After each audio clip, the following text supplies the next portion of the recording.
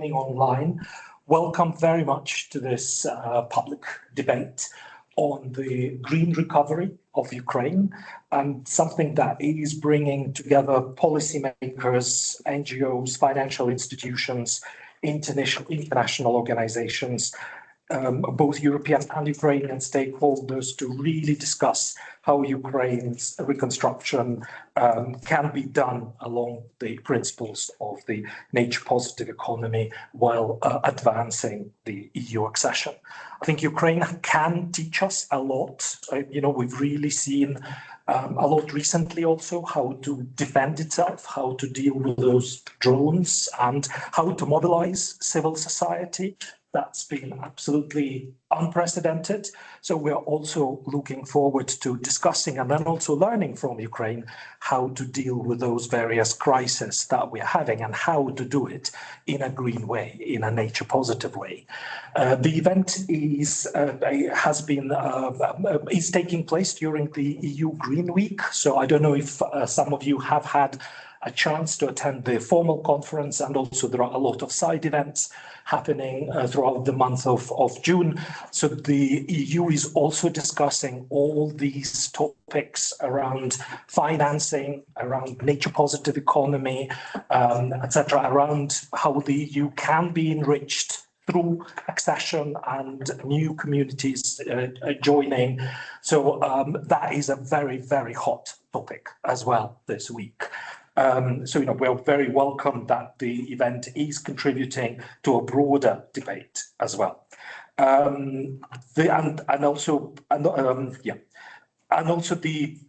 The event is being supported by the International Renaissance Foundation within the framework of Whole of Society Accession project, and has been co-organized by some of the colleagues who are joining us today on the panel, coming from various corners of society.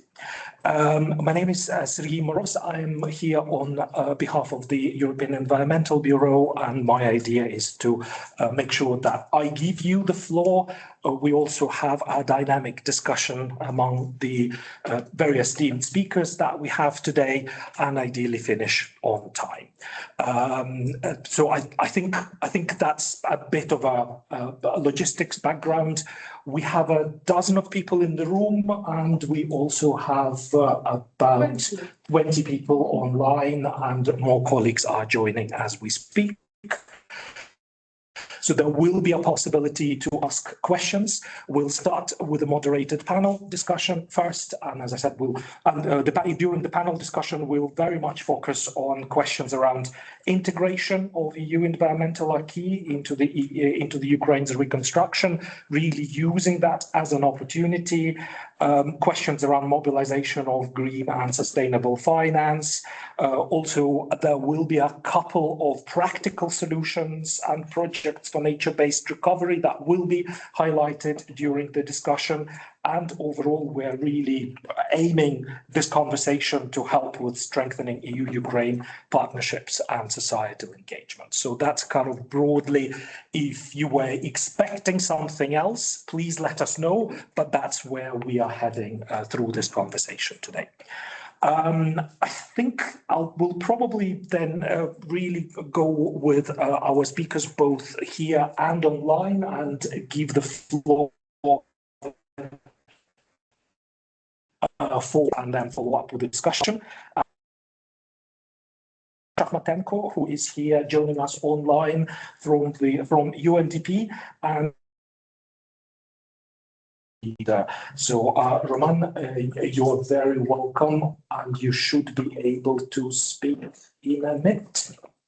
Yep. Hi, colleagues. Thanks a lot for the invitation. It's a great pleasure and an honor to be here today with you. We can hear you well. You can hear me, right? Okay, good. Because my connection is a bit lagging, actually, because I kind of hear you, but sometimes it lags a little bit. So I may ask you to repeat the question in case if needed, okay? Yes, please go on with your presentation and the question. Well, colleagues, I really wanted just to thank you. I will not be able to stay for this discussion. Can you hear me? Hello? Yes, Okay, I will not be able to stay for the discussion, but having this honor to kind of open this session and the discussion, I would like to pose a couple of probably problematic questions on the table, so we have something viable and very, very kind of to the ground discussion. I mean, for us, the green recovery, the notion of ensuring that we create an opportunity out of the crisis that we have at the moment is an overarching topic, is an overarching theme in everything that we do really within the energy and environment portfolio of UNDP at the moment. At the moment, we're working heavily on green transition, on energy security, but also we're working on climate resilience. We're working on issues of environmental damage due to the war, biodiversity, pitlands restoration, waste management, etc. And what we're seeing that among the partners, among the stakeholders, among the donors, among the government, everybody understands that we need to ensure that the recovery is somehow green, somehow sustainable, somehow it's different from us just reacting to the immediate threats and immediate challenges. Somehow we need to do that. But there are numerous questions that we need to answer all together, and maybe this could be a good ground for the discussion, further discussion of these questions. The question number one, what do we really exactly mean in detail by saying, hey, let's make the recovery green for sure? What do we mean by, what are the KPIs of that? What is the definition of that? Because, according to our research, there's at least 26 different notions of recovery at the moment in Ukraine, which is a green, sustainable, build back better, build back greener, build forward better, etc., etc. But we really need to make sure that we are all on the same page on this one. But this is only the beginning, because after we understand what we really want, you're absolutely right, and the moderator just underlined it thoroughly, that we need to understand where to get the funds for it. Who would be funding it, and how this would become a benefit, but not the burden for our economy and for our future. How would this be implemented in our daily decisions? How would this be implemented in the planning of our government, of our stakeholders, of the business? How would business adopt in this challenging situation? How would a civil society react to these changes, and what place the civil society will take? I mean, Ukraine's civil society is one of the most influential and I would say active and influential out there. So therefore, how do we find that balance? The question is there, and but the answers. This is something that we really need to discuss. So therefore, in UNDP, for us, it's very much important to provide with at least evidence for that decision making for the government, to ensure that when we are talking about the accession, when we're talking about the implementation, we actually make it. And therefore, there are several things I want to highlight within our recent developments and our recent initiatives. For example, when it comes to EU accession, and I can see colleagues from the ministry sitting at the table, if I'm not mistaken, and who are taking this burden on a daily basis, the Chapter 27 and EU Acquis on environmental protection is one of the most challenging, if not the most challenging. And in order to support the government of Ukraine in actually ensuring the implementation, but also the accession discussions, in this context, UNDP is rolling out a new initiative called Green Accession Policy Lab, basically, or in acronym, and in UN we do love acronyms. It's a GAP Lab, so-called GAP Lab, where we do want to provide the backbone, institutional backbone, and evidence-based decision-making support to the government. So therefore, please, colleagues, we're very happy to invite you to cooperate in this context. And the second, probably most important initiatives are rolling around the finances, basically. So, except of the fact that UNDP has recently created a blending facility fund that is aimed at increasing the loan absorption capacity of the communities in order to ensure the green transition, the green recovery. We have also contributed and are contributing, and hopefully will contribute even more to the researches and understanding of how the government actually manages the available funds. With that in mind, we have launched the research of the state budgetary income and outcome situation, basically, in environmental finance when it comes to the environmental taxes, but also allocations for that reason.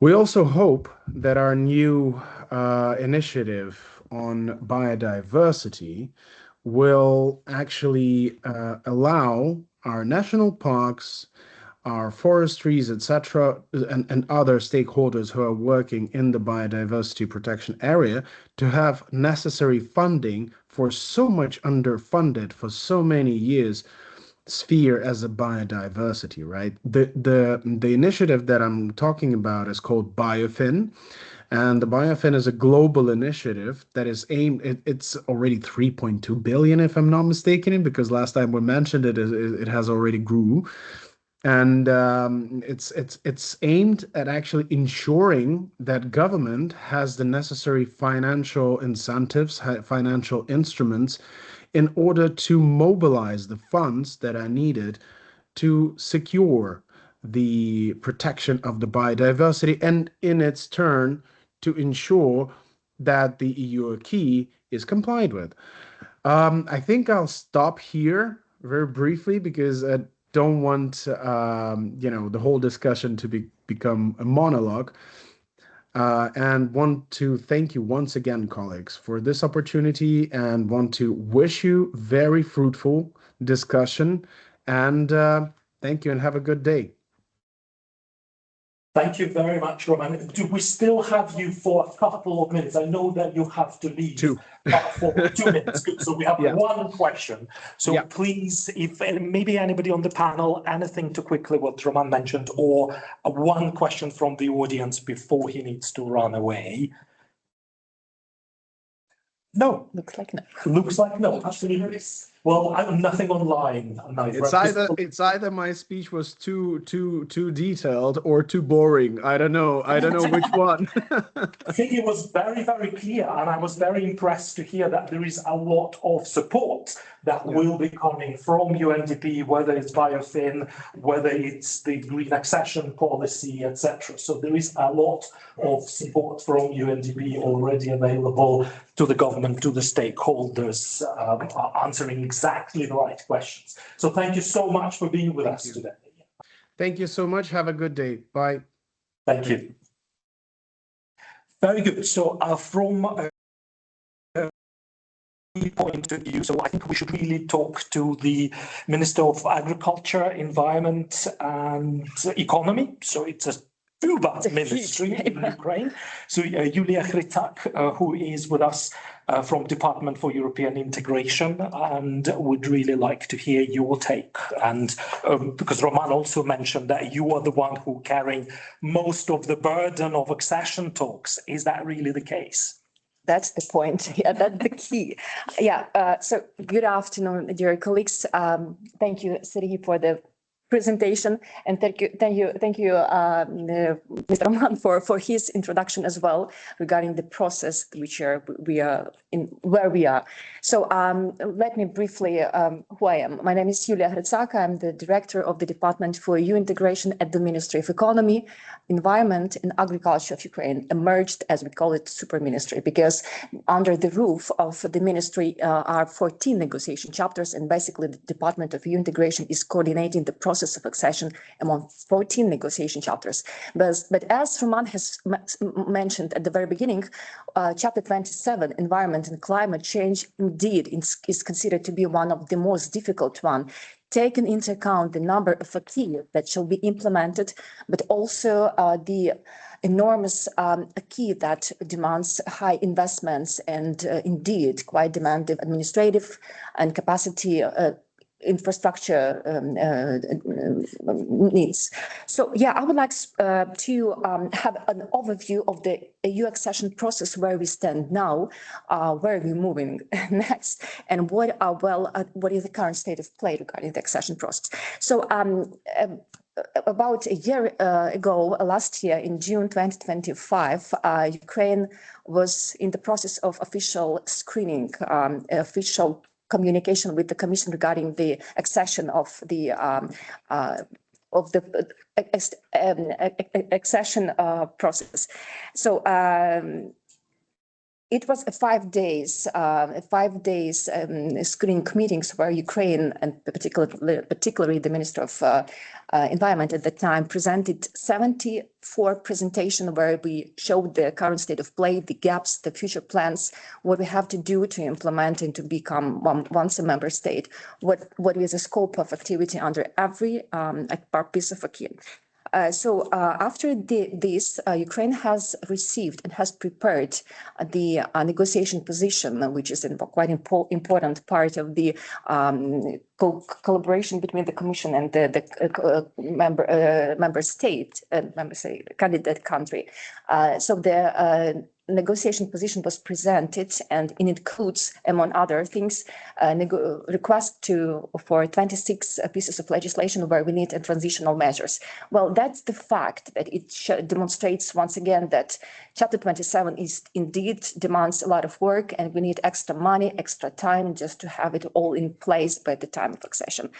After the negotiation position, Ukraine has presented also one of the was quite important step, National Program of Adaptation, so-called NPAA, which is our roadmap, internal roadmap to have implementation of all acquis which were under this under the Commission's official report. So as of now, NPAA includes 69 measures under Chapter 27, and it shows once again how much we have to do.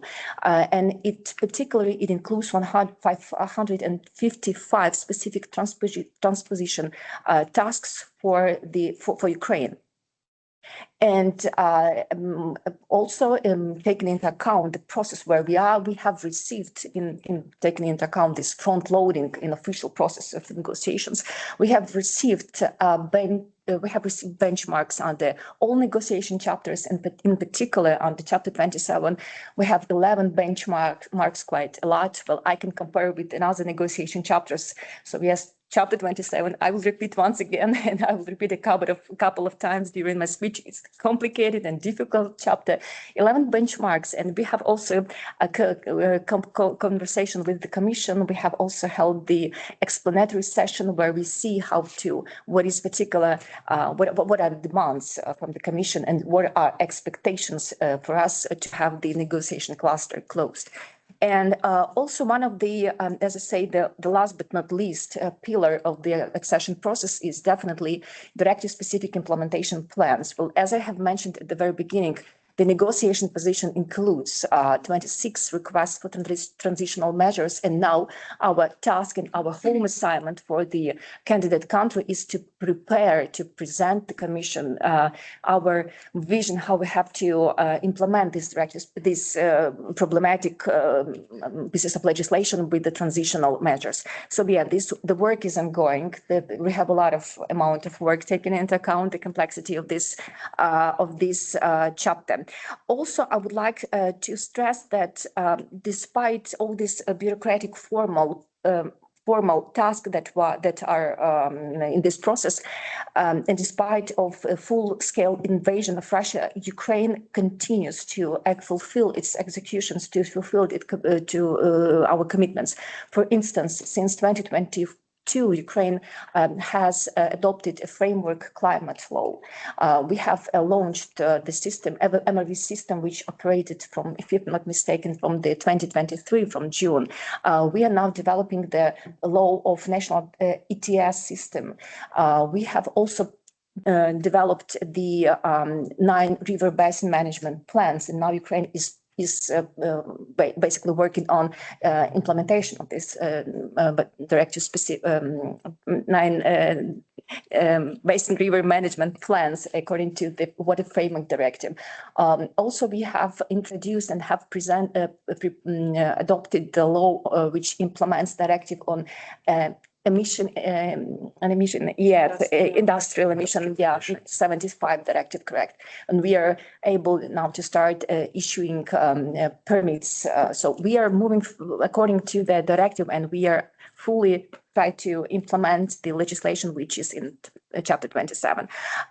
Also, I would like to highlight that despite this, not just out of bureaucratic document that I've mentioned, Ukraine is working also on more strategic documents, such as National Environmental Protection Strategy. We have a law which was adopted in 2019, but now the ministry is working to adopt the new strategy to include measures that envisage the tasks according to UN accession process and according to where Ukraine is now. Also, the ministry is working on the preparation of a strategy on biodiversity. And now I have just received the SMS from my colleague. We have also sent it to the government. So we hope that this strategy will be adopted soon, fingers crossed. And there is also one point that I would like also to stress, that during the official screening, Ukraine has requested the possibility to join Ukraine as the observer to the number of working and expert group of the Commission. It's also important to highlight that we are more than interested to be integrated in this cooperation with the Commission at the level of working expert groups. And Ukraine is the member of LIFE program since 2022, when the full-scale innovation started. The agreement between the European Union and Ukraine was signed and ratified by the law of Ukraine. And as of today, Ukraine is an active participant of this LIFE program. And for today, we have 22 ongoing projects which are aimed in such areas as climate change policy, biodiversity, waste management. So we are more than appreciate the possibility of such programs to be effective and to be they are needed for Ukraine. And also Ukraine has signed the letter of interest to join in European Environment Agency as the cooperating country. The letter was signed in the end of 2025. It was sent officially, and now we are expecting to have the positive decision of the board of taking Ukraine as the cooperating country to the EEA members family. We are more than expected this decision. I would like also to, Roman has mentioned at the very beginning that indeed we have a number of work on the chapter 27, not just legislative, but also administrative, also capacity building, and also a number of different areas shall be covered by the support. And indeed, we are very much appreciated for technical support that we have from the projects. Many thanks to UNDP, to Swedish Environmental Protection Agency, to colleagues from climate branch of international cooperation agencies such as GIZ, who are supporting us during this path to this integration path. And I would like also to highlight once again that the new initiative that started, Accession Policy Lab, is very interesting for the ministry. It will cover a lot of I would not say problems, but a lot of challenges that ministry and Ukraine is facing in this accession process. So we are welcome to join the partners to join this lab and to support it. And I do really hope that we will manage to operate with this accession process faster and more effective. And there is also, I think that I have mentioned everything that I wanted to say regarding the accession process. If there are any questions, I will available to answer. And I have forgotten to say at the very beginning, sorry, my bad. I would like to thank to the organizers, to environmental, to the Resource Analytical Center, Society and Environment, for having me here, for invitation, and many thanks for your also for your involvement and for your interest in this cooperation between the NGO, society, government in this process. Many thanks for your help, for your assistance as well. And many thanks for you that you're keeping a hand on the pulse of the process and for arranging these meetings. Do really hope that they are very fruitful and useful for all of us. So many thanks for that. No, thank you very much, Julia. Thank you for outlining all this and also highlighting all the partnership that is happening. I know you invited, so if there is any clarification question, or because we'll come back to the question and answer session as well. So, please think of those. But in case there was something that you want to quickly go back to Julia and clarify, we'll take those now, both in audience and online. Again, though, it sounds like you were very clear, but I think I can see some of the thoughts developing. So we'll come back to you afterwards, absolutely. And I think it's, again, thank you so much. And I think we can maybe go forward. And I think we have Marcella McAndrew from the European Commission with us. So any take, any other side of the coin from the European Commission? Any comments from you, please? Thank you very much. Thank you very much, firstly, for the pleasure or the possibility to be here with you. As for the previous speakers, I am even more so grateful that this time it's not me who is on the screen asking if you can hear me. I know that at least colleagues here in the room can hear me. So it's really, and I'm very, very appreciative also for Julia and Natalia to making the journey from Ukraine to be here with us, because it's not something we take for granted, but really it's not an easy journey, the same way as, of course, Ukraine's journey right now is not an easy one. The more it is appreciated, because anyway, so I think this is quite clear. So my name is Marcella McAndrew. I am the desk officer for Ukraine in DG Environment, which means that I follow together with Julia and colleagues in Ukraine all of this bulk of work that Julia was mentioning in her speech, and it only demonstrates the amount of work that there is on both sides.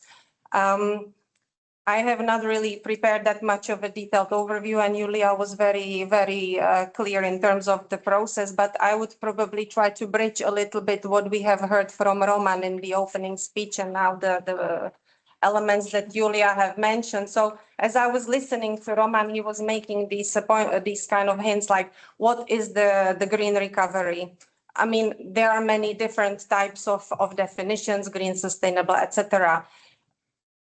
The implementation or the acquisition of the EU law or the environmental law in the framework of the country is providing safeguards that whatever you do on the ground is sort of a green, because the environmental legislation, it is complex, but it really is touching all the areas of economical development. We can see we had quite a lot of mainstreaming of environment. So that's why we keep saying, yes, the chapter 27, the environmental acquis, it's one of the most complex, but it is because it is really touching all the areas that you can imagine, linked to not only nature and how it is nice to go for a walk in a nice environment, but it is also touching the basic human rights, the access to safe living environment, the access to clean breathing air, the access to clean water.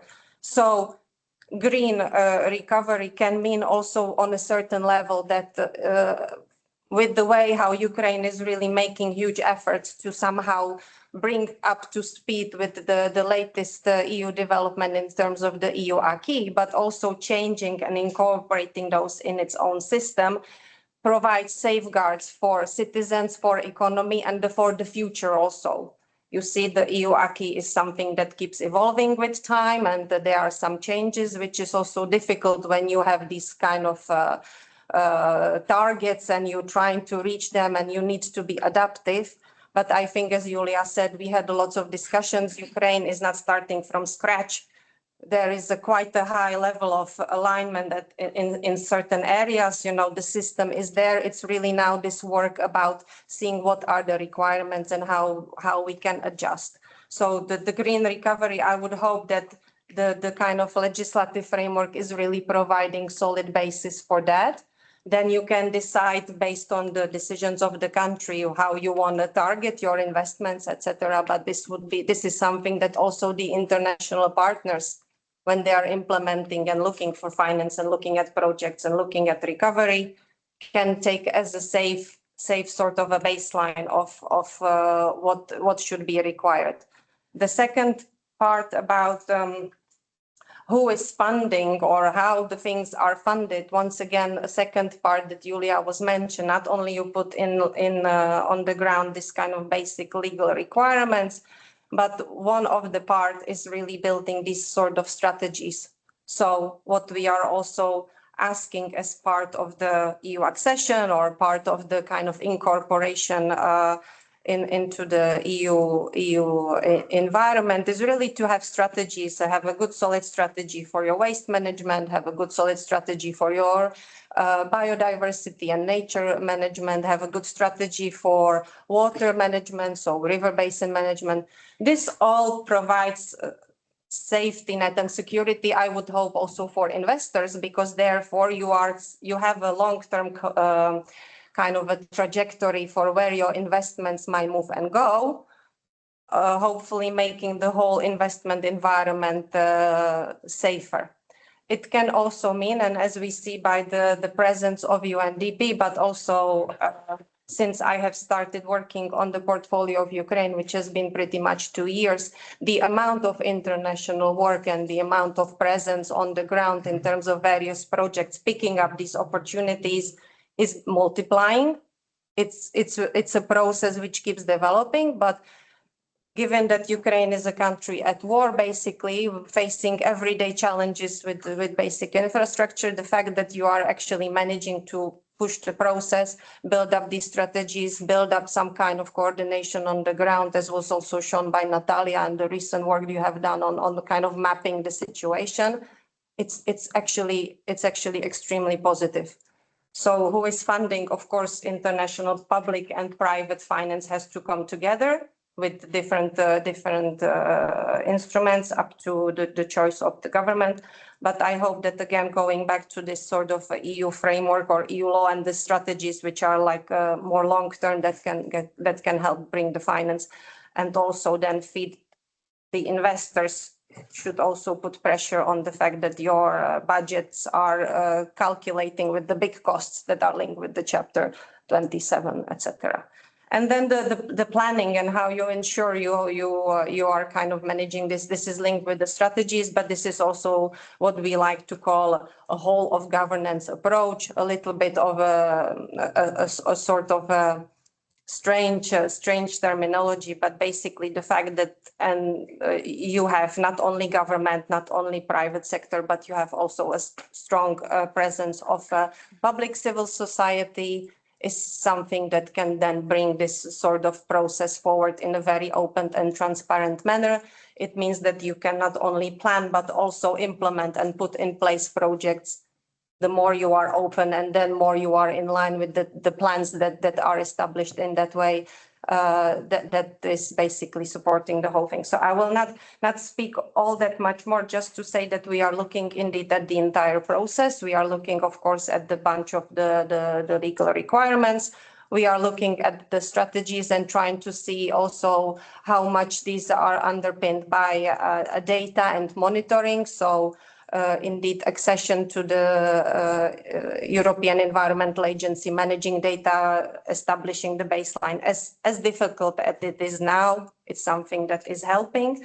And last thing I wanted to mention, maybe just more for remembrance, Ukraine has a task, but I think every enlargement and every sort of similar process is an iterative process. You know, as you stated at the beginning, we can also learn from Ukraine, because some of the some of the possibilities you have to put in place, maybe a new system or something which is pushing the state of art, something which is maybe using more the AI, more digitalization in the way how you use data, how you work with permitting, etc., can be also an example and can be something that can be a good opportunity also for the EU member states. I'm sure that there are lots of bilateral contacts that you have, and I hope that we will be able to somehow work together and support on the way as much as needed and as much as possible.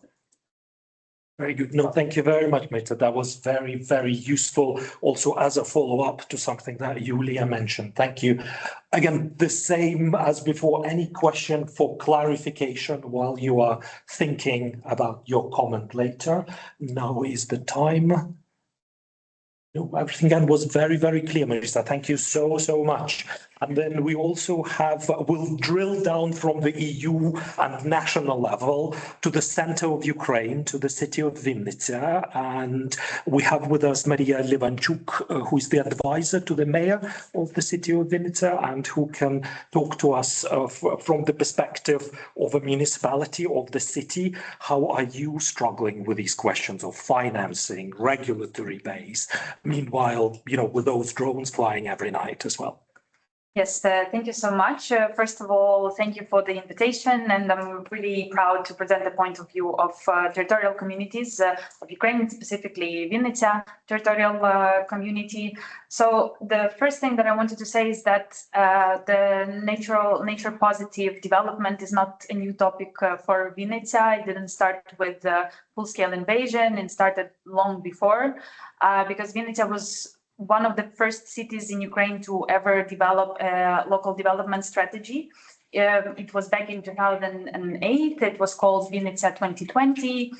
And basically, we were also one of the front runners of decentralization reform in Ukraine as the first, as we call it, the transparent office, but basically an office that provides public services was opened in Ukraine.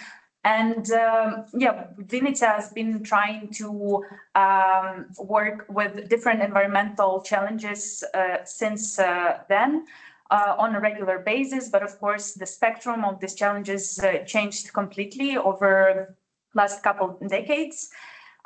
It's also very important to mention that as Vinnytsia is a central region in Ukraine, also for those that who are not familiar with the map of Ukraine, with where Vinnytsia is. If you look at the map and you know where's Moldova, basically Vinnytsia region is bordering with Moldova. So Vinnytsia also, Vinnytsia is not, let's say, the most damaged region in Ukraine. We have completely different spectrum of environmental challenges than our colleagues from eastern southern regions. We don't have to deal with mining. We don't have to deal with really heavy shelling that completely destroy biodiversity, complete ecosystems. So we have different challenges, which one of them is that since 2022, actually since 2014, Vinnytsia hosted a lot of internally displaced people from Eastern Ukraine, including several enterprises, including Donetsk National University. Many people came to us in 2014 already. But then since a full-scale invasion started, Vinnytsia is now a host to almost 50,000 internally displaced people. So before war, Vinnytsia was around 380,000. Now it's 50,000 people more, which it provides a big pressure on municipal infrastructure. And so this is one of the things that we are dealing with right now. And actually also answering this first question from which we started our conversation, what is the green development, green recovery? For us as a community, as the city administration, the most important goal is to provide affordable, but at the same time, high quality services to our citizens. And you cannot provide them without having a good environment. And it's a backbone of any service: access to good water, air quality, waste management. So everything, it's an everyday life of the citizens. So of course, war influenced and worsened all the environmental challenges that we had before, but also the huge energy crisis that we've been having since 2022. It's been also a big responsibility of our city. Vinnytsia is trying to provide as much incentive as we can to local businesses to buy energy solutions for their enterprises so that they can have access to energy during the blackouts. But also very important is that Vinnytsia, even before war, we understand that if you're the first community in Ukraine who grasps the new idea of European Green Deal, it would be very beneficial for our further development. And basically, 2019 Green Deal was implemented. There was a big rise of civil activism in the city that was specifically environmental activism.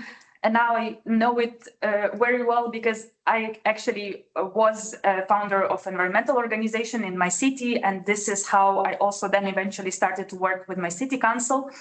And then also together with the Resource and Analytical Center, Society and Environment in 2021, Vinnytsia developed the Vinnytsia Green Deal. So this was the first Green Deal roadmap in Ukraine. So we also declared that we accept the values of European Green Deal and we want to contribute to them. And of course, it was, let's say, a challenge because when you don't have completely developed national legislation connected to the European Green Deal, we are not members yet of European Union. So we were trying to figure out how to go for the goals of European Green Deal while there's still not all the needed legislation developed, but also we don't have a lot of financial incentives as the community. So it was an internal political decision that we want to go for this goal. We want to achieve climate neutrality as the community. And because of this strategy, and because we also have now a 10-year-long strategy,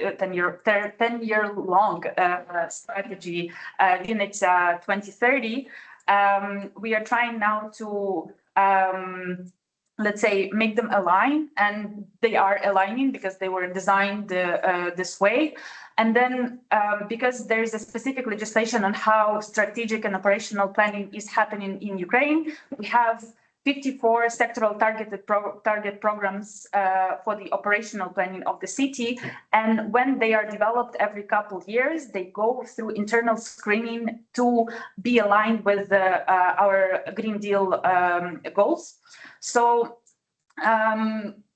even though when in 2022 full-scale invasion started, and of course the goals and the priorities changed completely, after, let's say, half a year, maybe a little bit more, Vinnytsia was started already to get back to all the green projects that we had planned before full-scale invasion started. Because again, everything that is connected to energy efficiency, everything that is connected to clean water supply, it's extremely important, especially during the wartime.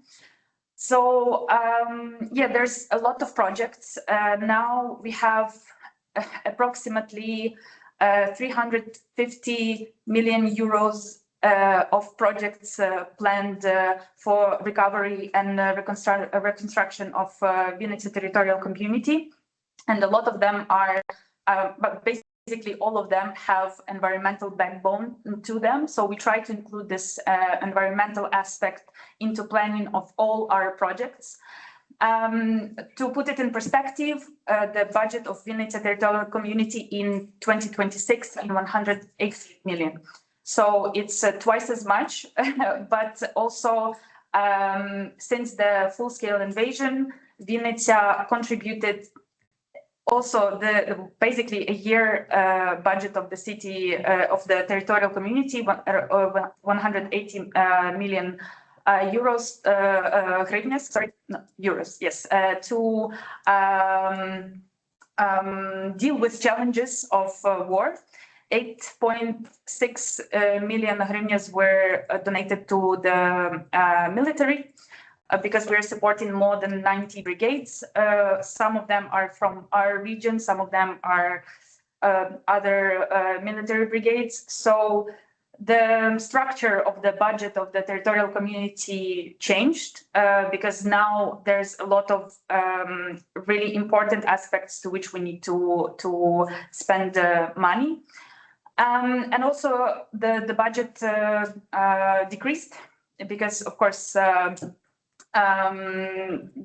there's a huge economic crisis, and even though we have almost like 500 relocated enterprises to Vinnytsia territorial community, still it's actually a big challenge because on one side we need to contribute to economic development of our country, and we try to support as much as possible the relocated enterprises, but we also have a goal of decarbonization. So here there's a lot of things that we need to balance out as the territorial community, and of course it's extremely difficult to do this without necessary finances.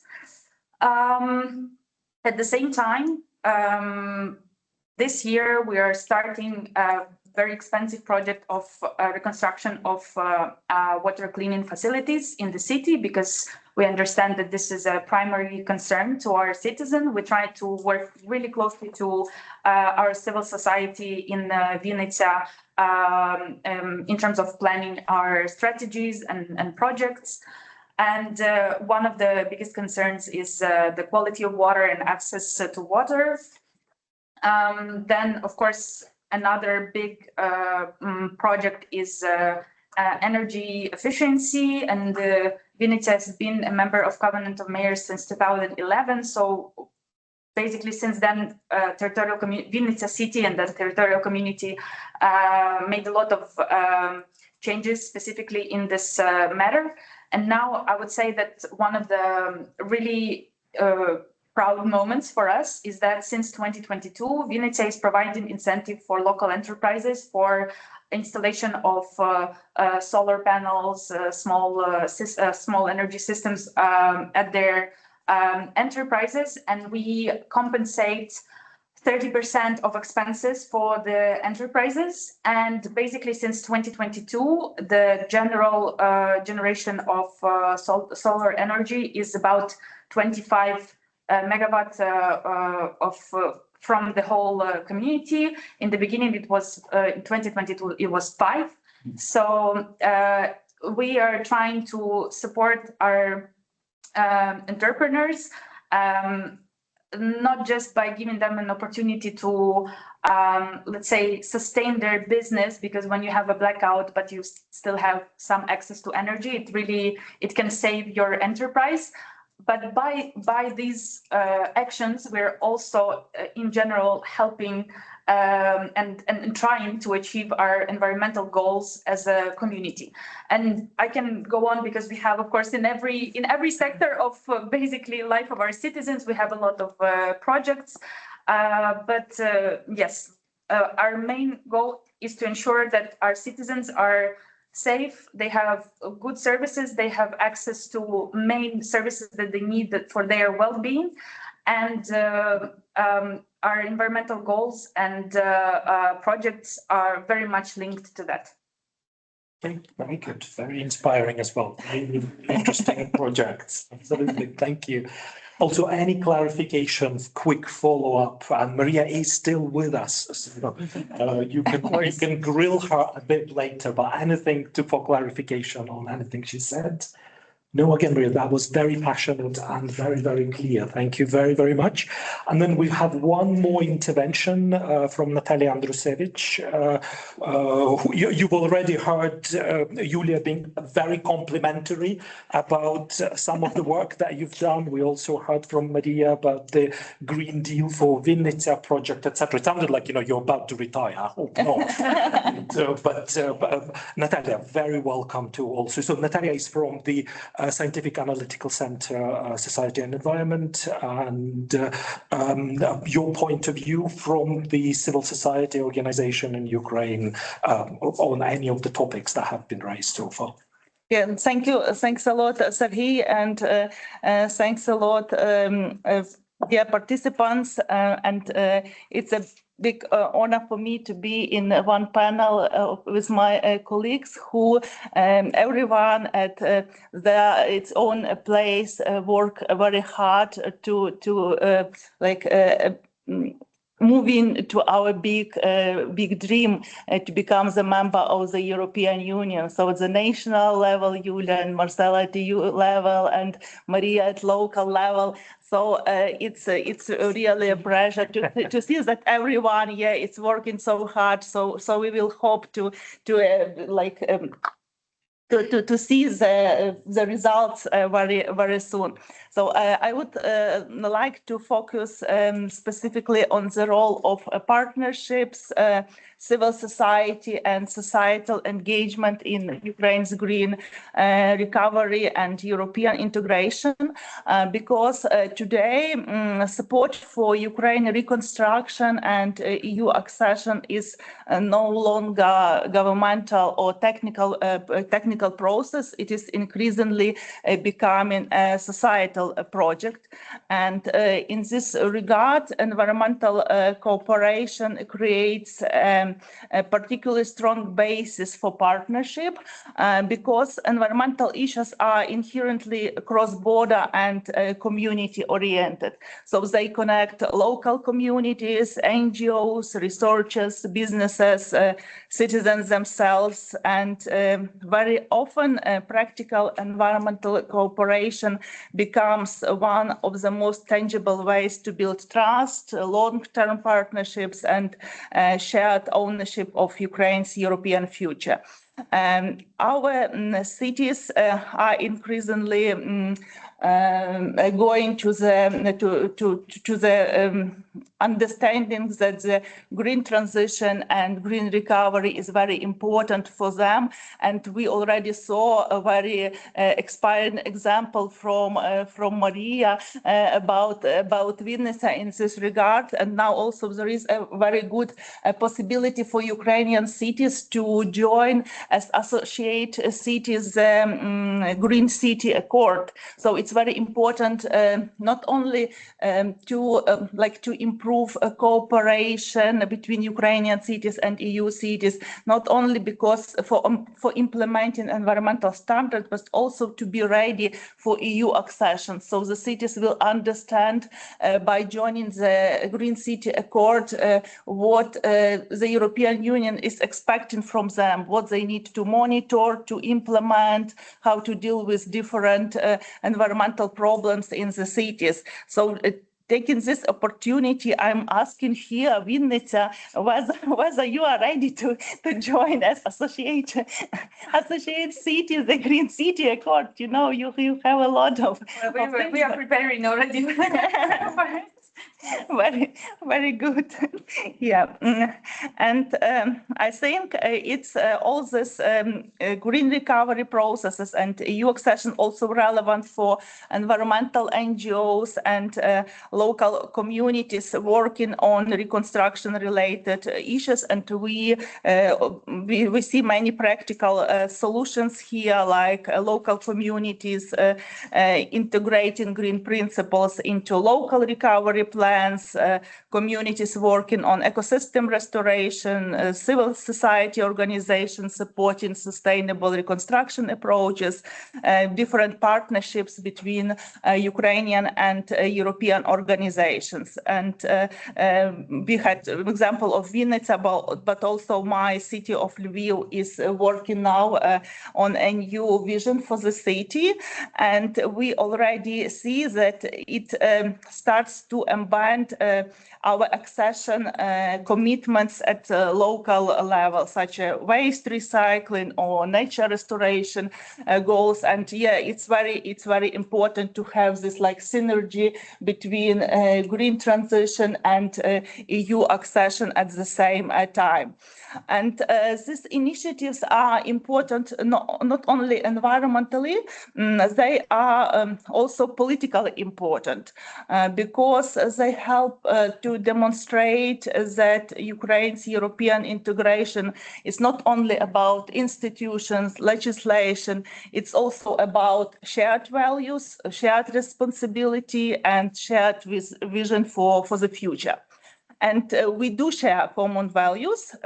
Recent public opinion polls in Ukraine show something very important, that despite the war, environmental issues remain highly relevant for Ukrainian society. According to our survey, more than 90% of Ukrainians believe that environmental protection should remain important during reconstruction, and around 80% support integrating environmental and climate considerations directly into recovery policies.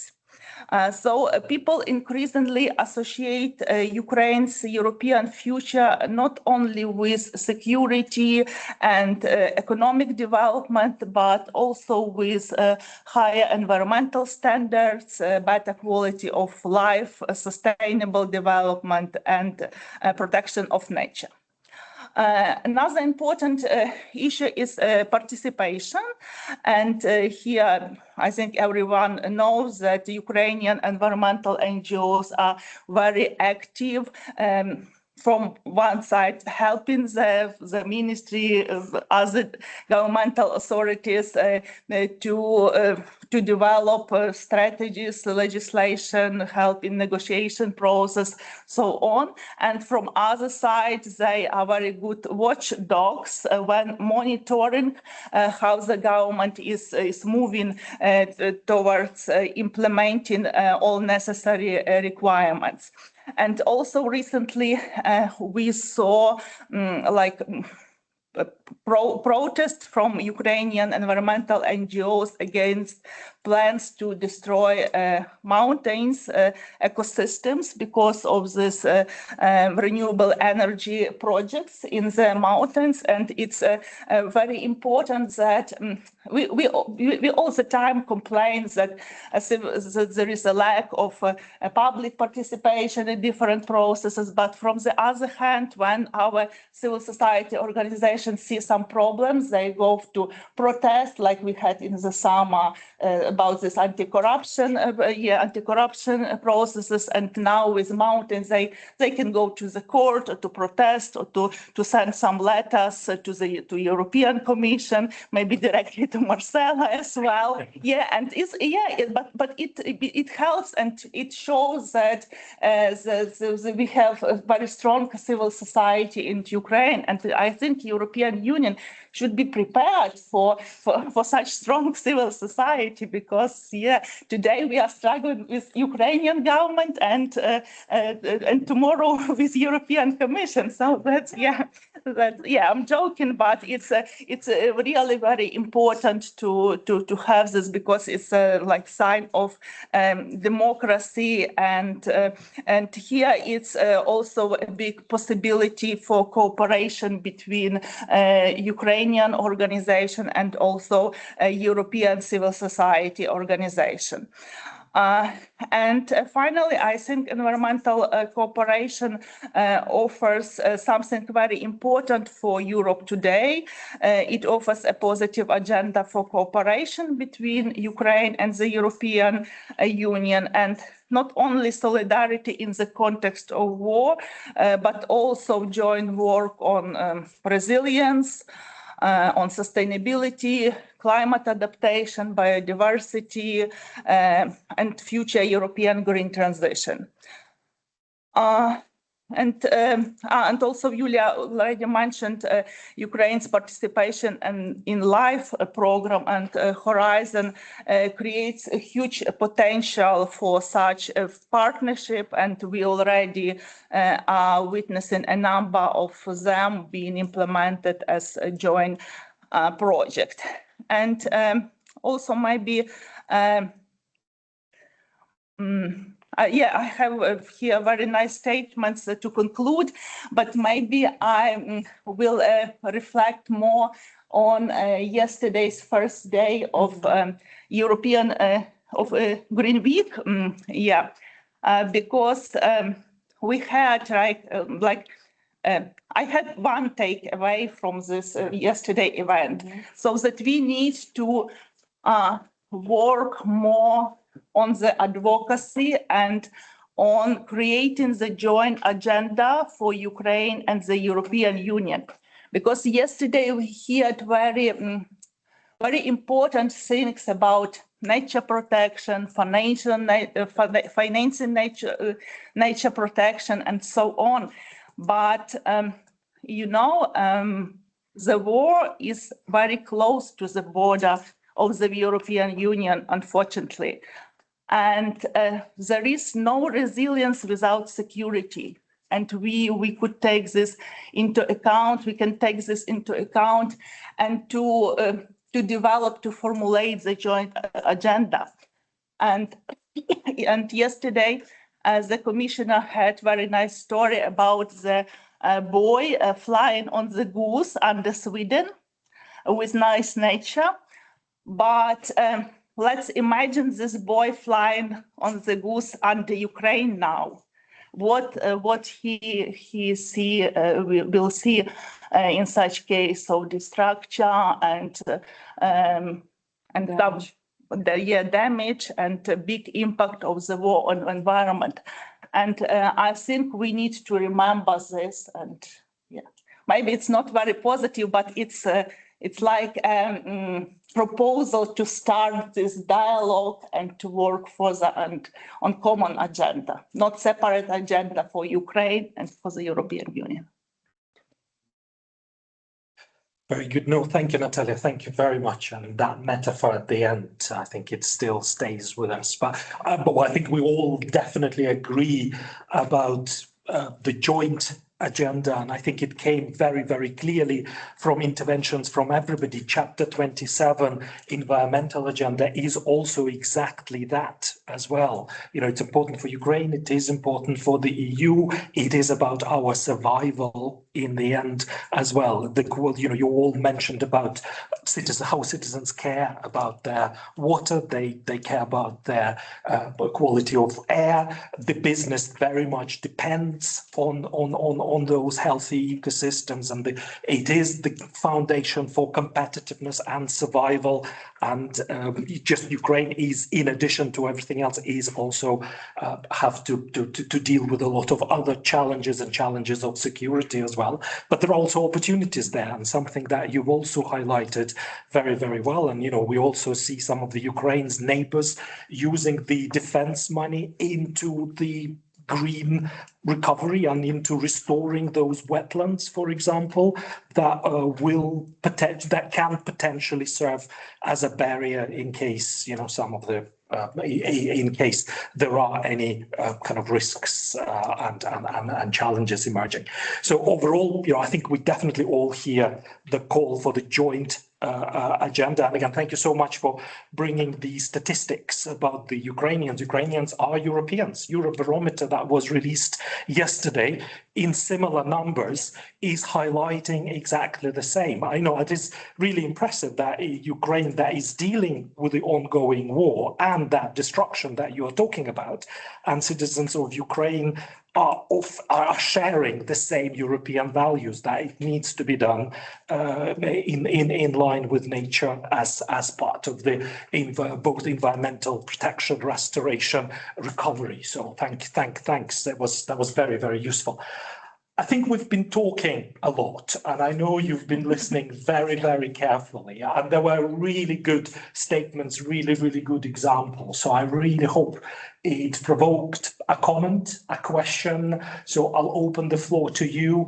If you just raise your hand, and also including our online participants as well, please tell us your name, your affiliation, and if you are addressing it to somebody particularly on the panel. And I knew you would be, you would have something. It was brewing there, so please break the floor. Absolutely, you are very welcome.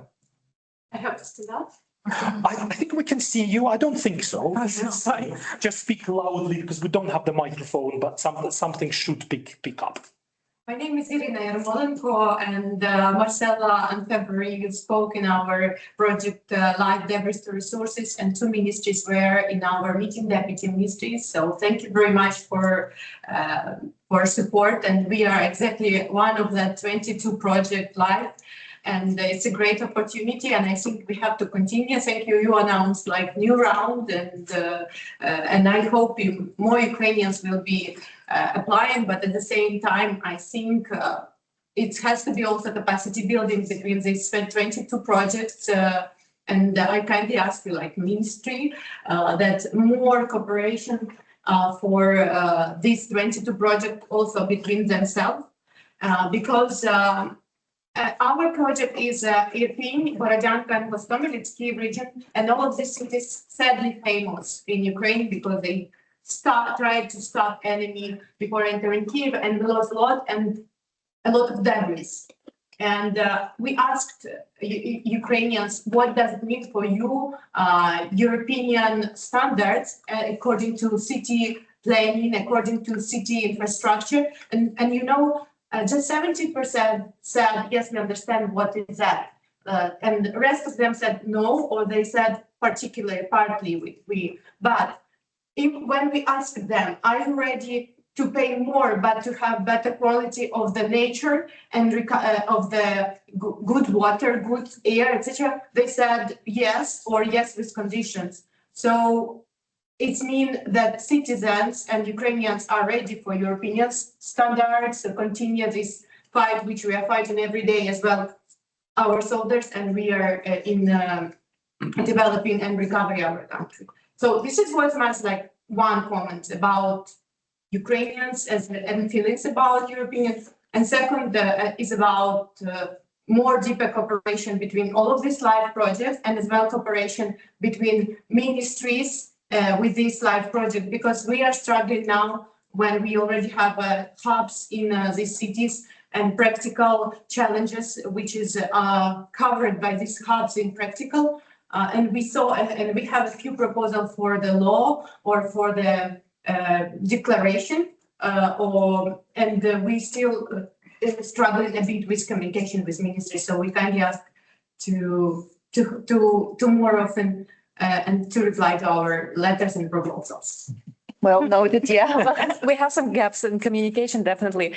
Well, we do have noted some kind of national focal points of live projects. They are currently changed because we have a new structure of the ministry. Well, if you are referring your emails to the national focal points, you can just once again write these emails. I will refer to the newly appointed focal points. So be sure that we will not lose them. And many sorry for this disconnect. And I would like also to stress once again that my appreciation to the communities and to the business and to NGOs in Ukraine who are actively participating in this live program. Indeed, it's a great opportunity, but some kind of there are issues with the financing, but still, it's a great chance to improve their life inside the community in terms of different areas such as water, waste management, so on and so forth. So my appreciation for your activity, and keep going. Very good. Yes, and I remember Natalia's warning that we should get ready for Ukrainian civil society, because this was also an example of how things can be. Absolutely, thank you. Any other comment, question? No, yeah, please. Okay.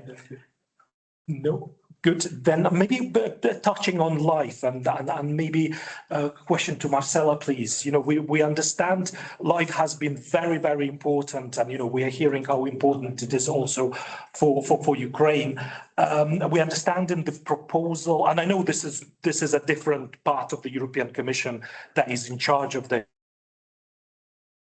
etc. But we understand in the proposal from the European Commission that is being negotiated with the Parliament and Council, the life as a standalone dedicated financial instrument is suggested to be discontinued. There are life type actions proposed to be integrated elsewhere. We also obviously have heard before importance of public-private, but also particularly public funding, etc.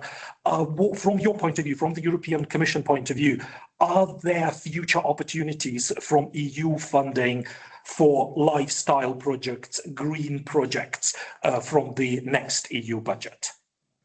Okay, this is one of these kind of questions where you're looking at me and saying like Commission. Yes. As you stated, Commission, I am not certainly entitled to speak on behalf of the Commission. Of course, you have mentioned the MFF is something which is under negotiation, so there is no clarity. I think no for me, maybe not even for the colleagues who actually deal with it, how it is going to happen. But I think probably then linking your question, and I will do this sort of not responding by responding. Firstly, as we see the current life, talking from the perspective of DG Environment, it's basically the flag program, the only program that is purely dedicated to environment. And it is already very good that in this sort of competitive environment, Ukraine is able to carry that amount of projects. There was a dedicated window for Ukraine, but also some kind of support on how to write good projects. And this is something that Ukraine will have to deal with. This sort of issue of administrative capacity, how much we are ready to firstly support projects, write them, but then also bring them over to the implementation side. There are indeed issues with coordinations because, as I said, there are so many actors on the scene that even managing and the kind of finding the kind of connections between them is a challenging way. That's why I was speaking about this coordination and strategic approach. So the projects are going in the same directions on the same conditions, but the program like LIFE can support that. You have this whole Ukraine facility instrument, which is a little bit less readable because the support is directly to either the budget or it's going through some more kind of framework progresses for more framework type of money management or projects, but still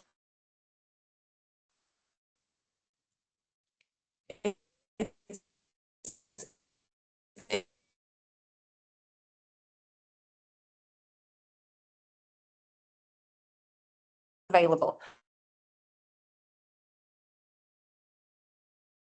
Also with the government, I think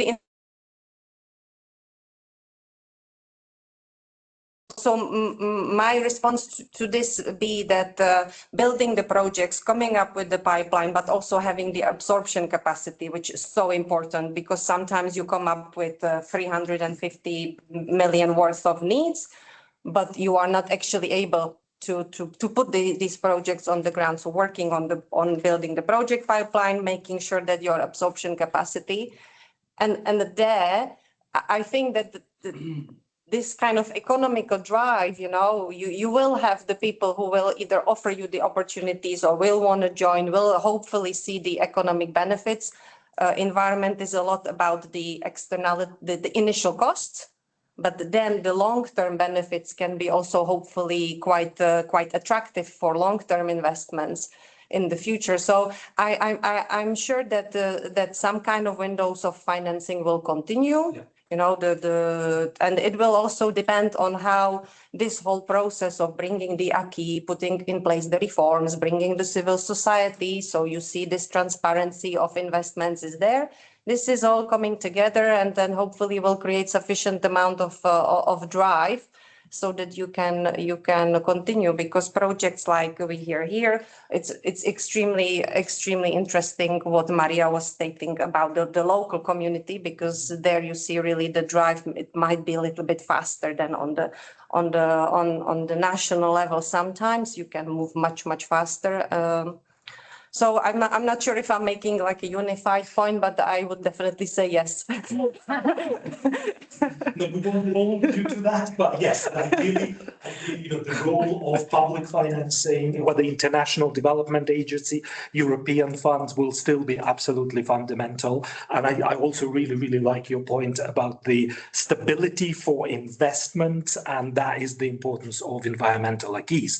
So that chapter 27 work that is whether it will really. be like the live project or some other dedicated way. I think that as long as the process continues, definitely. Very good, very clear. No, I had a follow-up question. What about private financing? Because you've attended the EU, the Green Week formal conference. Nature credits was plastered on the board all over the place. There is a very kind of heated debate around private financing for nature from the point of view of the cities that really seem to be, very, very active in this. Anybody, any comment on private financing? So, companies, whether, buying a credit once, etc. Where, and you've also mentioned how the economy has really, really suffered because of the war. Is there an opportunity in Ukraine for private companies investing in nature restoration, in nature conservation, in water protection? I think I would really like to comment both on private and public finances and investments in environmental projects of the community.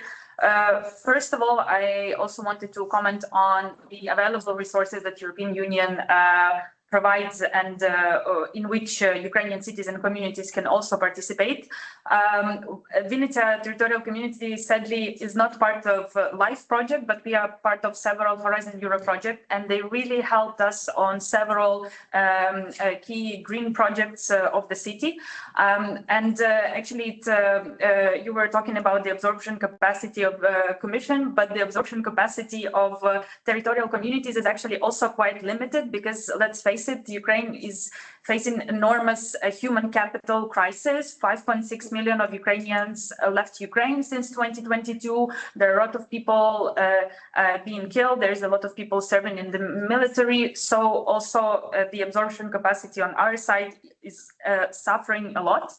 And there's actually also quite a lot of financing opportunities, but you need to know how to work with them. And that's also an issue, which sometimes a very basic issue is knowing English, which also not all communities can say that we have specialists, we have project managers who can not only deal with EU-funded projects that are not that easy to manage, but also just generally can communicate with their international partners and find the necessary consortiums to apply for the project, etc., etc. But we are not the smallest community in Ukraine. We're one of the middle-sized communities in Ukraine. So we, of course, also have some opportunities to involve, let's say, external experts. So we have a little community of Vinnytsia ambassadors around the world. So basically, people from Vinnytsia who left Vinnytsia at some point live around the world, but work in the politically, social, economic sectors. And sometimes we communicate with them to bring some opportunities to Vinnytsia. And in 2022, there was 2023, actually, this was the first EU-funded project that specifically Horizon Europe projects that we managed to secure for our city. And it was a project of accession of Ukrainian cities to EU Mission Cities program. There's several of them that won funding. And one of the projects that we submitted within this program was restoration of small rivers in Vinnytsia, because during the war we started this project where we let's say investigated all the small rivers that we have in our community, and we realized that we have 108 kilometers of small rivers in the community that could be beneficial for our green-blue infrastructure, for preserving biodiversity, but also for creating the natural spaces for our citizens to preserve mental health. So through this project, we were working on a specific one of the rivers. So trying to understand what we can do, where we need to intervene as a territorial community, and when we need to conserve the area and not let anyone in to preserve the biodiversity. And specifically, the funds from this project helped us to enable the restoration of this river. And now we have a whole strategy of small river development, and we are working with the city of Zurich actually on our general water strategy, because we have also main river Buch that provides 90% of water supplies to the territorial community, and it actually has a very poor quality of water. So we are now trying to also look for the funding through different investments. If we talk about the private investments, this is a very complicated story because, of course, on one side, there's a big opportunity for that. On the other side, we see a big drive of internal public investment, which means local entrepreneurs that want to invest and therefore then be their investment. Our interest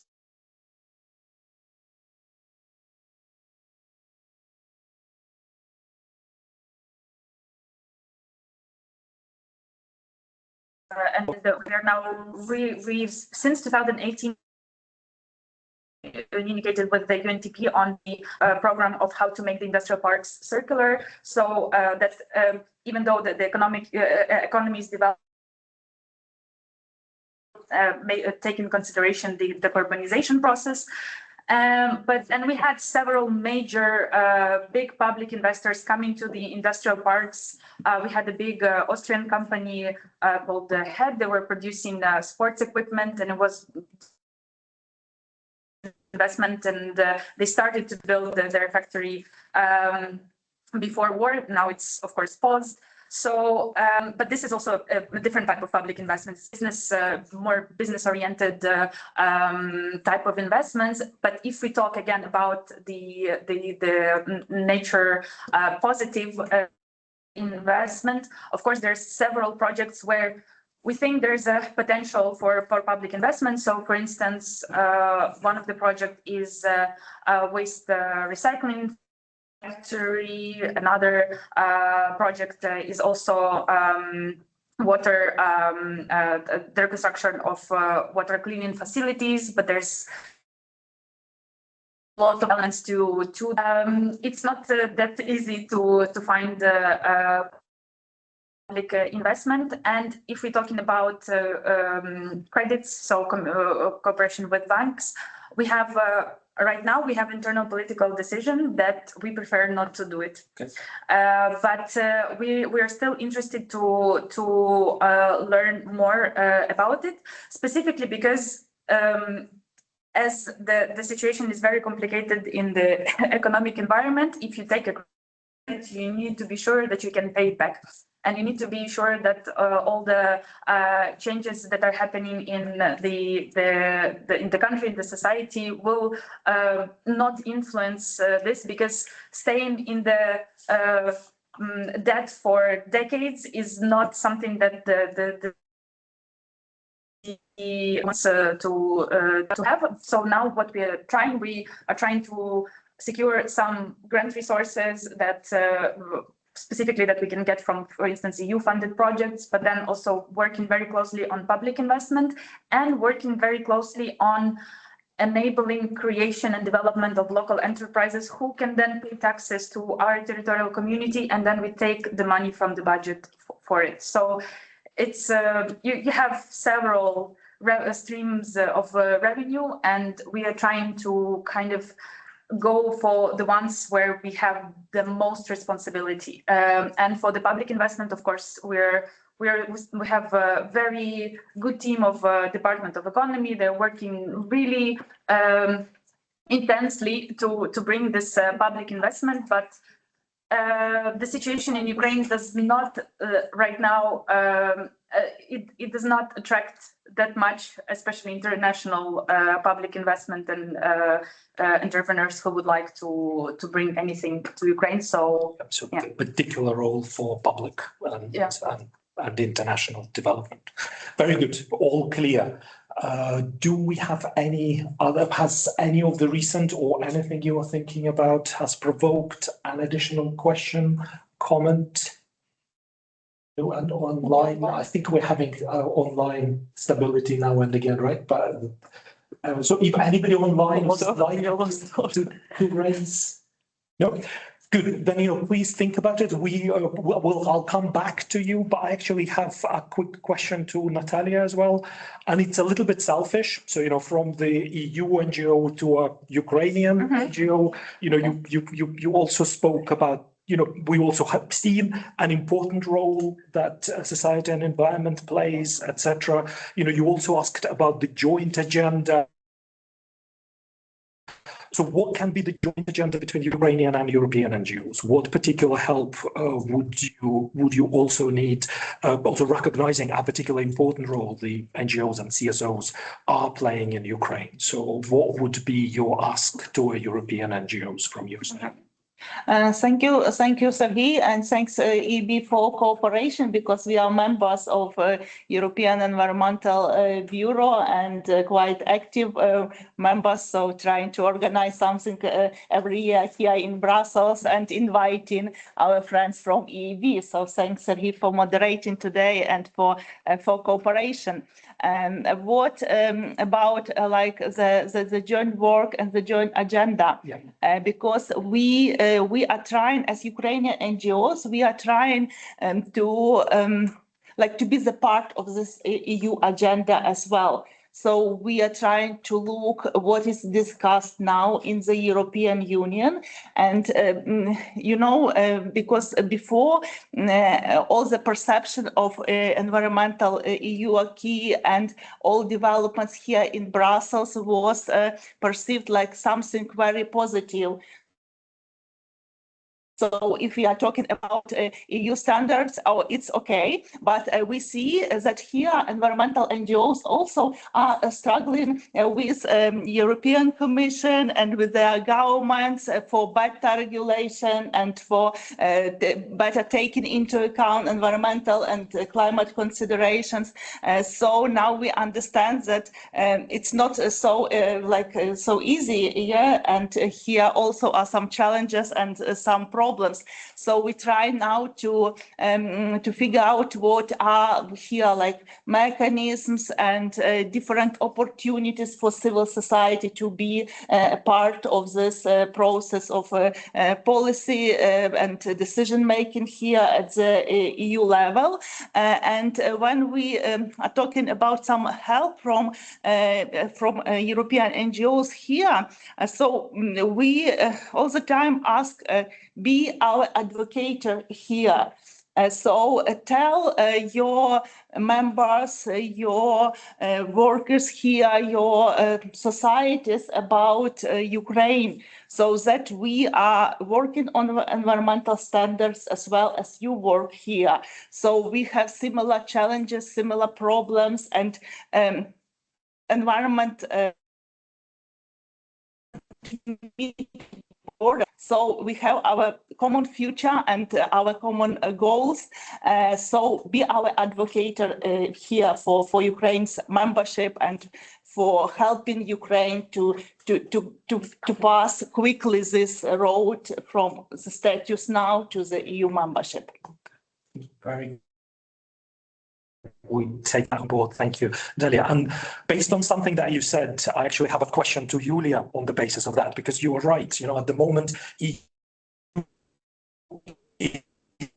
Green Deal agenda, there are a lot of good legislation and a lot of progress made on climate agenda. So things do continue. However, because of the war in Ukraine, because of the geopolitical situation, there are also ongoing process in the EU, which is called simplification of the environmental standards. But when we really look at the details, a lot of them are about weakening of the environmental standards. So, while on the rhetoric level, European Green Deal is the foundational policy for the EU, for the second von der Leyen Commission, on the level of detail, sometimes there are definitely changes that have already been introduced in the legislation that are counterproductive to the objective of the European Green Deal. For example, the sustainability reporting requirements, even on climate, for companies that have been removed through the omnibus are not really helping bringing businesses on board and advancing climate agendas. And there are discussions like that happening with the stress test of the Birds and Habitats Directive. There is a talk about of the Water Framework Directive to allow more mining projects and critical raw materials. So that's kind of the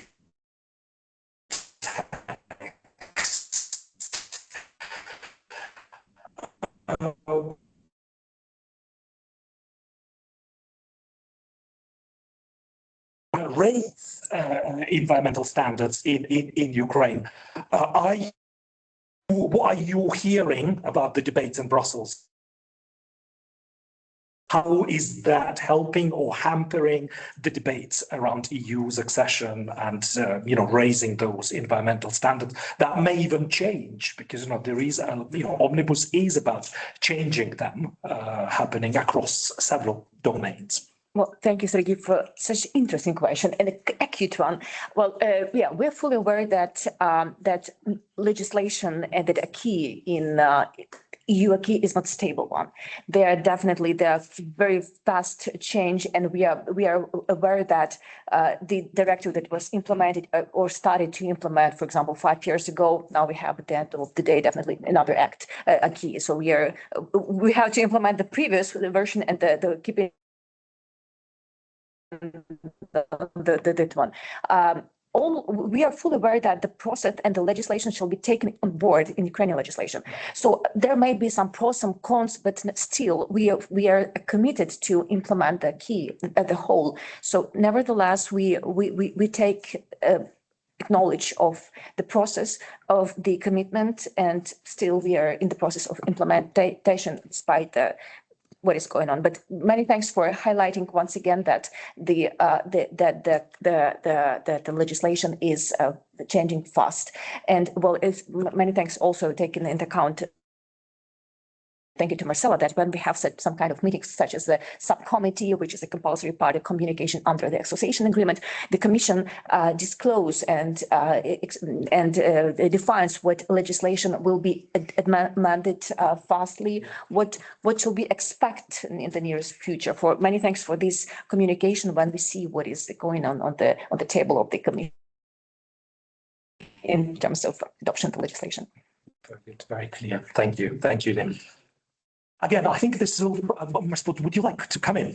Yes, please. Surprisingly, I cannot comment about the whole simplification and this whole thing, but simply to reiterate what Julia now said, you have different types of acquis, you have the regulations, but you have also directives. And especially for the directives one, but also for some of the regulations, it's also really up to Ukraine now to seize a little bit the opportunity and to see what kind of regime you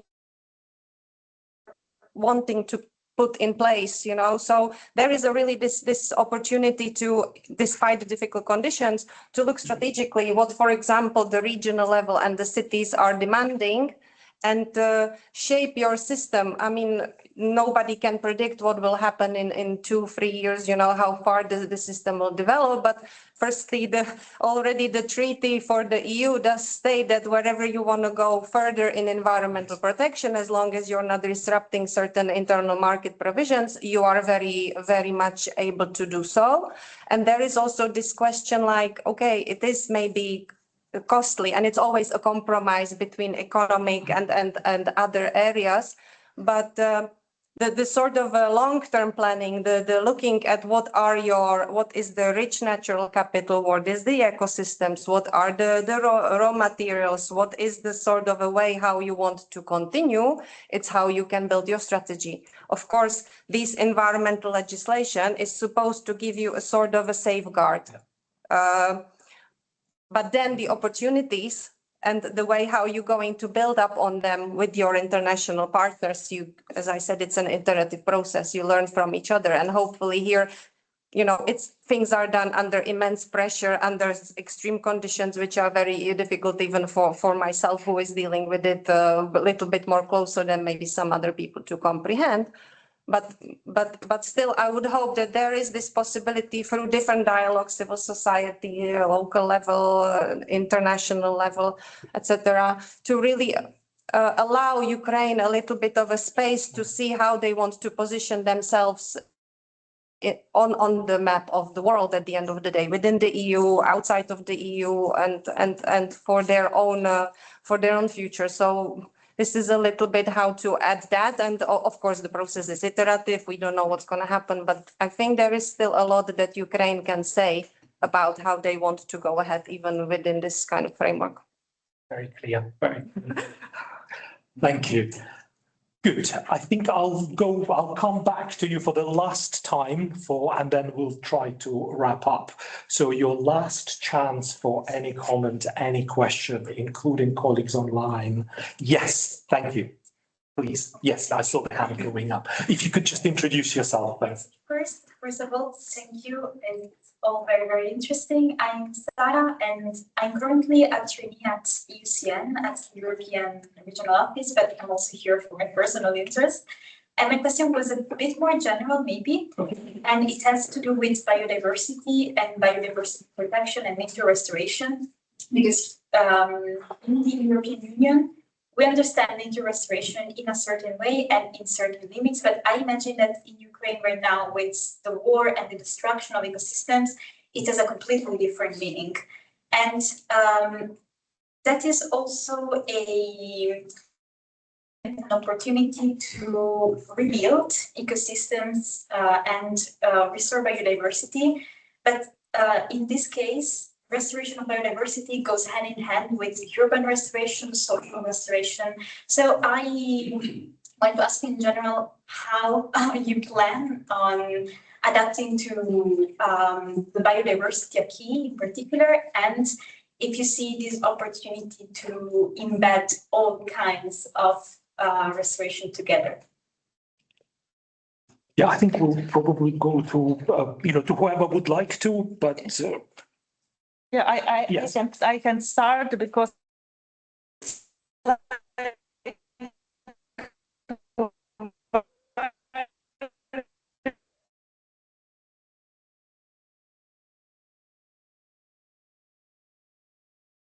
it's very for recovery of Ukraine, and there were to develop such a comprehensive plan, but still we didn't have this plan. We have very different initiatives, but still we believe that having this like strategic framework to have everything together, the same with green recovery. So we have different good strategies and laws which incorporate some green elements into them on recovery and reconstruction, but we don't have this framework legislation on green recovery. And last year, the draft law on principles of green recovery of Ukraine was developed and presented to the public, but it's still at the process of public consultation and it's still not adopted. And I hope it can be like a very good basis for moving further and to have all elements in one place, like green finance and biodiversity and circular economy and other important things. So it's it's one thing, and another it's for sure we try to use all this European like instrument and standards and to take into account our particular situation. Like I have two examples here. One, it's EU restoration law, which provides for the development of national plans to implement this law, and Ukraine also will have to develop such national plan, and it's also very good instrument to take into account the situation in Ukraine, all these damages and all specific situations with biodiversity, so we can include this. And the second one example is a new soil legislation, EU soil legislation. So it's also we need to think how to also include our situation, because we have very polluted soil because of the war impact in Ukraine. So how to use this EU legislation not only to be in line to converge EU requirements, but also how to improve the situation in Ukraine. Very clear. I could also give a quick comment on a more practical level, also from the point of view of the territorial community, from the it's kind of a complex task to combine biodiversity, but also other types of recovery and development. And I have to say that right now, a lot of our projects, we try to go to look at it from also several points of view. So environment, economy, and society. So how to combine it and make it sustainable for all three areas and to balance it out. And it's also very important that all of our projects, we are trying to also make them inclusive, because free barrier society, it's a very important topic right now, because we have a lot of people who suffered from war, who now cannot enjoy their life on full. And now we are trying through our activities and projects to make it possible for them to get back to their life as fully as it's possible. And there are several projects as well where we try to combine things. I already mentioned the green blue infrastructure of the city. So we have a lot of projects, solutions projects for the city. One of them is this small river reconstruction project, and it's very heavily linked to us. We did a lot of little explorations with local activists, where the representatives of the city, together with people from different NGOs or just initiatives, people who live next to small rivers, they were together exploring how the small rivers look like, what type of plants there is, because there's a lot of invasive plants right now in the cities, and some of them are very dangerous actually for the people who want to enjoy their time next to one of the small rivers. So we were trying to combine these two elements. So basically making the society unite and sort of more cohesive, and while they're working together with the local authorities on environmental projects in the city. And then, basically the project should have these three elements that need to be considered, and I think it's we have, of course, national legislation matter, but then it's also a responsibility and political decision of every local authority on how to plan their project and how to include different stakeholders in this project, and therefore how to also do this recovery in sustainable way, but not only consider nature, but also people and economy. Thank you. Very good. Very good. No, thank you very much. I think, Julia, if you were losing any sleep, how on earth you're going to prepare the nature restoration plan for the EU? That's 1st of September, they have to do their draft. There are all these projects ongoing. There is Natalia here with the resources. We have the ongoing project on green blue infrastructure. Just package it in, job done. Good. I think I don't see any further requests to the floor. I think we are also approaching the end of our time together. There will still be an opportunity for the people here for a bit of outside conversation. So I think I'll start wrapping it up.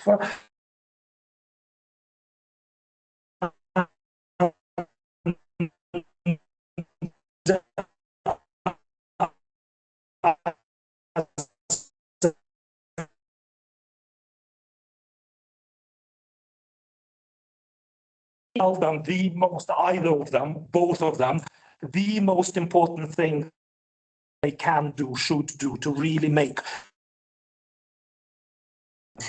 positive. Most important thing you would tell them in the elevator. I think it'll just I think I can start. Go on. I think I can start. In this case, give money to our military, because the best reconstruction efforts that you can have for environment is to help Ukraine to win this war and stop the destruction of the environment. So yeah, basically that would be my point. But then, of course, to include as many stakeholders as possible for planning of recovery and development of Ukraine. Very clear, absolutely. I hope they hear you. I think we'll just go one by one. I was a bit worried. No, I can concur. I would probably say once the conflict is over, once you have the peace, and even now before, then just think the environment as much as you can for the future, as I mentioned in my previous. So. I have just 30 seconds before the guard take me away from two very important persons. But the first thing I would say, definitely, as Maria mentioned about the support Ukraine in the context to win the war, the first thing I say that the participation to EU will be beneficiary not just to Ukraine, but also for you as well. Take it. Very good. Yeah. And as already Maria talked to them very clear, and Marcela and Julia, so just only 2 points. So the first, ask Ursula von der Leyen about the concrete date of the when EU will be ready to accept Ukraine as a member state. So the first thing. And another one is to Zelensky, please restore the Ministry of Environment, because so many environmental requirements and only one Julia who is taking care about EU integration there. So please, yeah, we really need a Ministry of Environment as a separate body, because too many tasks, and we need capacity for this.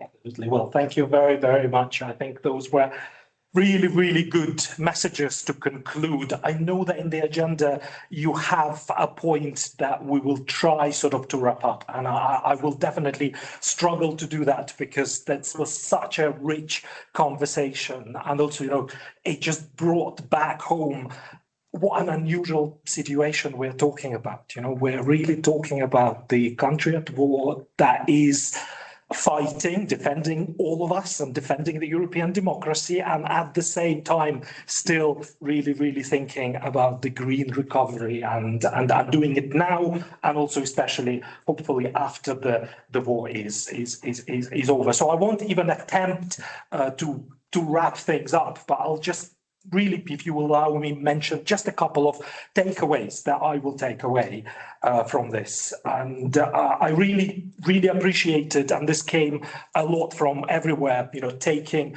accession of Ukraine to the EU as an opportunity, really taking approximation to the EU standards. And exactly as Marita said, Ukraine has a lot of flexibility how to do it, but really taking it as an absolute strategic opportunity. Citizens do care all those important benefits for economy, livelihoods, for society, the environmental nature positive recovery can bring. So really taking that as an opportunity. I was very impressed about so much work that is already ongoing, so many projects, so many financial opportunities.